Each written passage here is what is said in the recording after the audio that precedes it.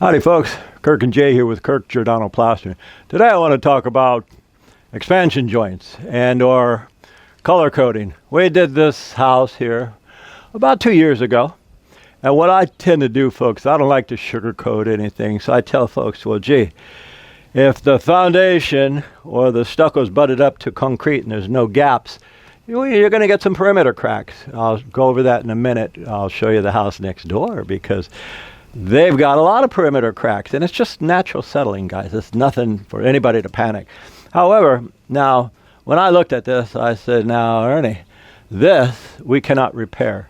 This is color coats are maintenance-free cosmetic finishes, guys. They don't have very much structural strength, so whatever's underneath, if it's going to crack, it is still going to crack. The color coat has very, very, very little structural strength. Let me point out something. Like, okay, you see this downspout. This downspout used to come here, and it covered this nasty crack. So when we got here, I said, well, you got so much buildup here. I don't know if you could see this. We got like an inch difference. And what's under here, I don't know. Jay's going to break it out in a minute, and I'm curious what's under there. I assume there's going to be 10 layers of caulking. There could even be a lot of wood rot here, a lot of wood rot here. But I do know one thing, because when I looked at this, I said, there's two different foundations here. This was built at one time. This was built at another. He says, correctamundo. How'd you know that? I can see it. That's what I do for a living. So this foundation was, 80 years ago, and this one was put 40 years. And he even says you put an egg on the floor and it rolls because the foundations are off.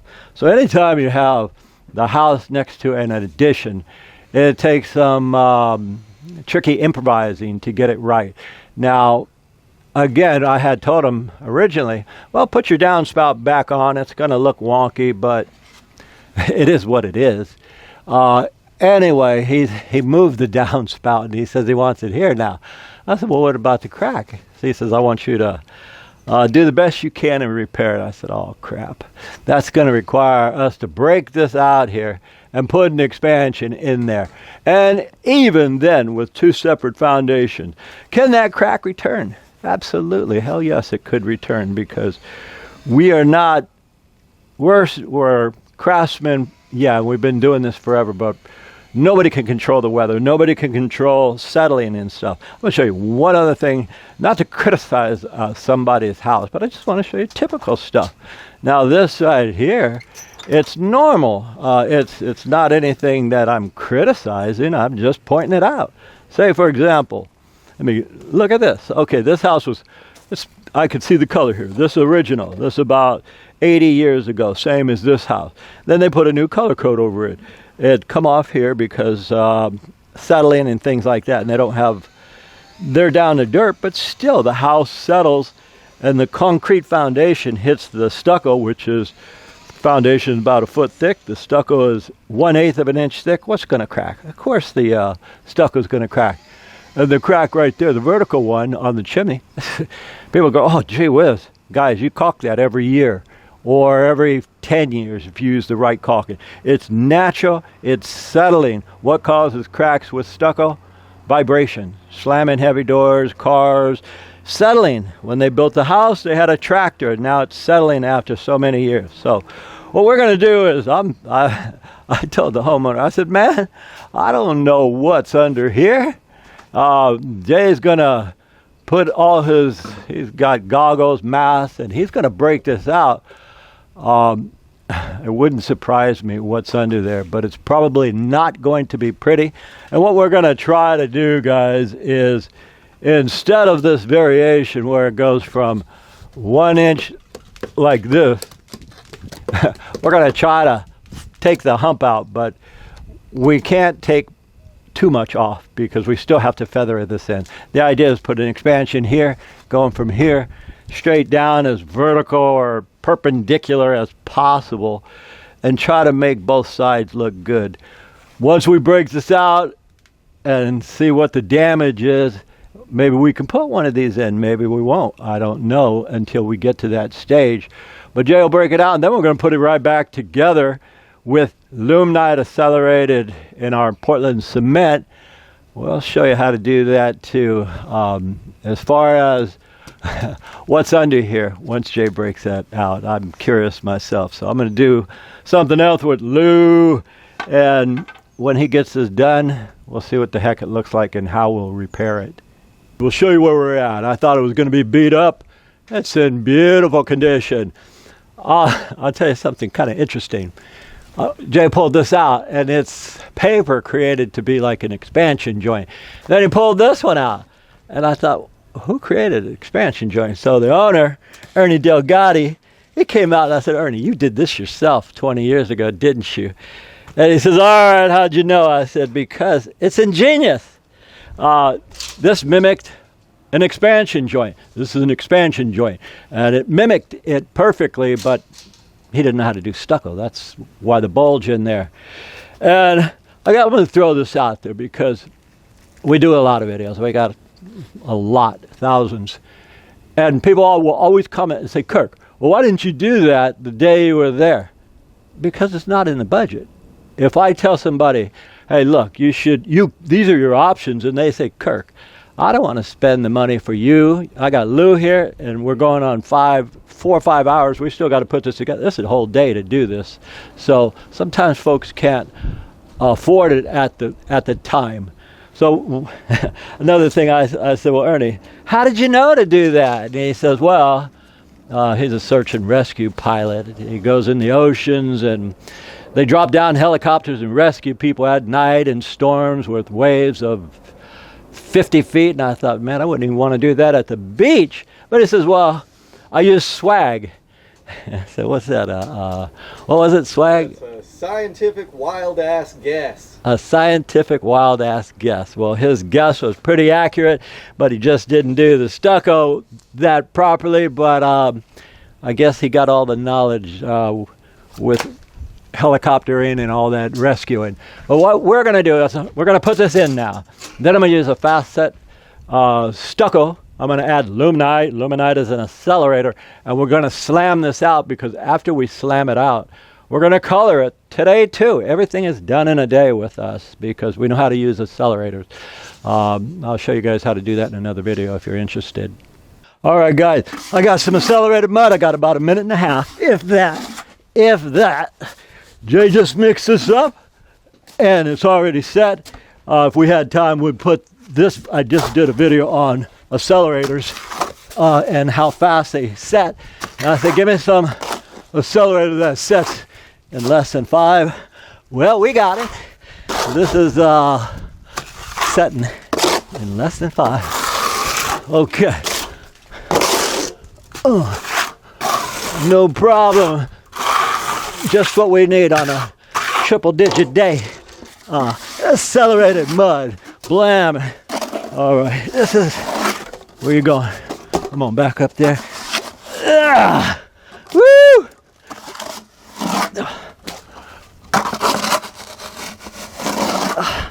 Oh, that's set.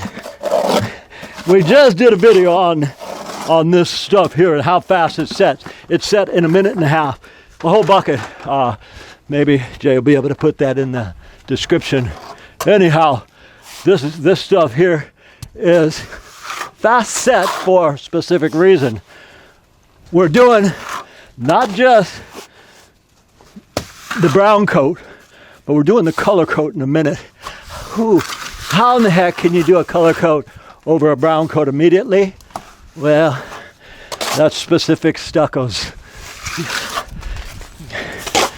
Let me get this on and quit yammering.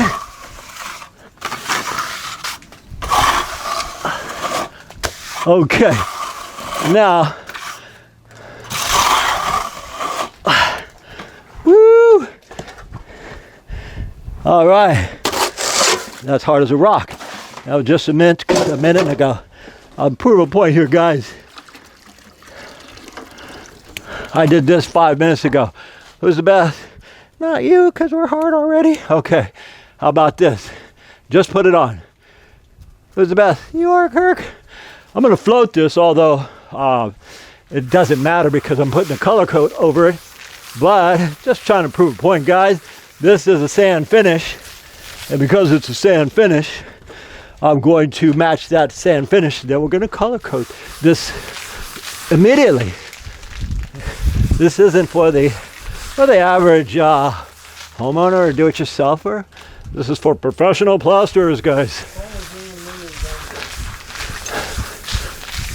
What, Lou? Thanks for the tip. Okay. Now I'm going to follow this expansion. Coming up, I'm in that expansion.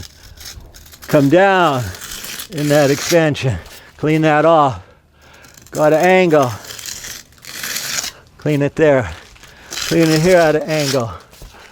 Go on up. Uptown. Okay. Blam. Blam. And that is, we're going to take a break because it's like 3 o'clock and one of those long hot days, guys. But this is just to be, well, it's another procedure to add where we're going with this. And if you really want to make it pretty, take your handy dandy $2 brush, guys. A $2 brush and go in here. You don't need nothing fancy. You don't need a $50 brush. A $2 brush works just as well. I want to point out one thing too, guys, because I've been getting a lot of comments. We'll show something and people will say, well, man, if it were me, I would have done this and I would have included that. That's like saying, guys, I bring my car to get my brakes done and it got bald tires and they do my brakes. And then I look at it, I said, dude, my tires are still bald. They said, you didn't bring the car in for the tires. You brought it in to do the brakes. So when I bid a job, I bid certain things and I'll tell them some options. And if they don't want to do those options, I can't force it down their throat. I only say that because there's some folks feeding off us right now. It's like, are you trying to look good? They'll put who they are, their name, and construction site. And I'll say, stop feeding off me, man. Get a life and knock off that jealousy nonsense. Anyway, we're going to color this soon. When we get to that stage, we'll show you it too. All right, guys. You want to hang out with the big boys? This is how we do it. A lot of steps. A lot of steps. My brother just added water to this. He thought we didn't need it. I said, man, you're messing us up. Of course we need that. Well, this right here, guys, this is just another preliminary thing. And when I say preliminary, what does that mean? This ain't gonna match. But what it is gonna do is gonna give us our next coat. Meaning, you can't just put a coat over here and expect this to match. Even though it's base 100, people say, well, it's base 100 mean? That means if you go for a light color like this, Chablis, it's kind of like a light yellow. You buy it at the material yard, say West Side, and the base coat is 100. 100 means it's white base coat, and then you put this on. I'm just going to skim this. We're skimming it because soon I'm going to color coat the entire wall.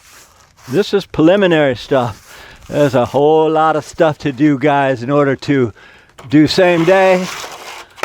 Can you guys come back the next day? Sure. It might be easier for most people, but we're professionals. We do it all the same day, only because we can. Okay, so I'm just messing around here. This doesn't have to be pretty, because now, even though it's hotter than shit, it's like, well, it's triple digits. That's mighty hot to be indeed. So what we're doing is just preliminary stuff. So this gets about, in this kind of heat, I'd say 10 more minutes.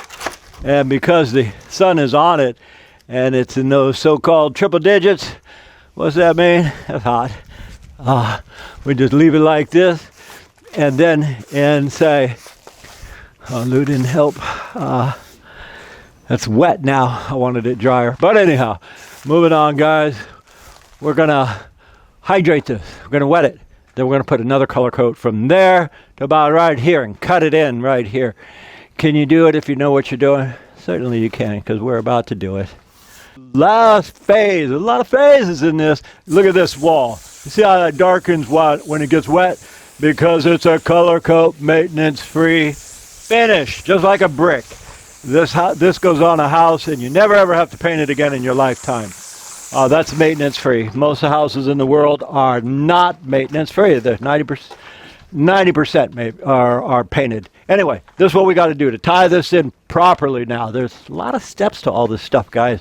So we wet all this. Now here, we just wet that. If we put a color coat, one last color coat over this has to be wet. Otherwise, we'll get bleeding, we'll get ghosting, discoloration. This stuff takes some practice now, guys. So I'm wetting this, a different color. But now we're going to put a whole nother finish over it all. And because we do not have a, watch yourself, Jay, watch yourself, we do not have a tripod. I'm going to spread this out right here, and we'll spread it down to here. And can't show both of us doing this, but it's a two-man job. It's teamwork, guys. Anyhow, we'll show you. We got to take this down to here, and then we'll show you just a little bit of how we're doing this. All right, guys. Now we could take a break and relax a little bit. We've caught up. What does that mean? Let's see, we wet this. All this is done over here. It's the first coat like this, and then now it's one for color uniformity and the other just to finish it up.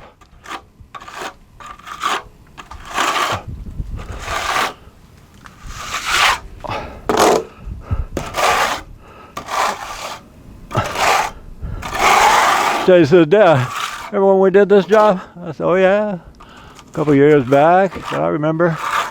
So remember how we finished it in a day?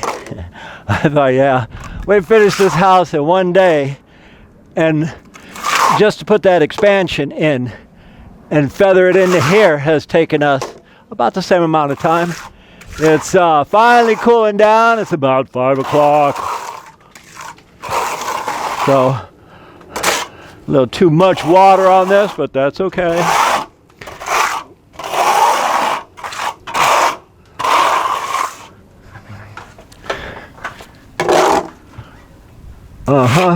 This expansion provides a natural stop point when you're doing color coats, wall to wall, corner to corner. So that gives us a natural corner, the expansion.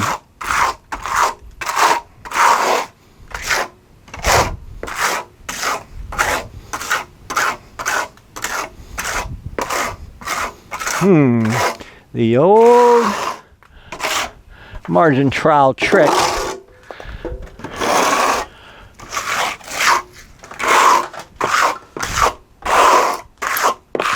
Okay, now what I'm going to do is finish floating it in. Anytime, sponge float, wet. This is existing. This is a white base. It's a light color. Light colors, sometimes if you're really good or you're just got some time in, you could tie into the existing without it showing if it's a light base. And a light base just means a 100. It's called 100 base. So I'm feathering into the existing. If you guys try this, do it in a 3-day stage. Anyway, that's that. Ernie! Hey! Meet the real pilot. I was telling him about you, Ernie. I tell him you were the real deal. Nah. Coming down in the middle of the night where the waves are 20, 30 feet high, and you're right there. Behind the scenes, coordinating all of that. Yeah, that's you got to have a lot of craziness or courage to do that stuff. We do the simple stuff. Well, if anything, it's like the wizard behind the curtain. Okay. That's the easiest way to describe it. Looks great.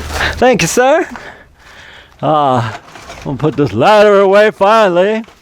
Why don't we do this, Jay? We'll clean up all this mess, then we'll just show the whole thing when it's done. Okay, guys, this is what we done. You coat the new stuff, then you coat everything all at once. Anyway, another day at the office for Jay and I and my brother Lou.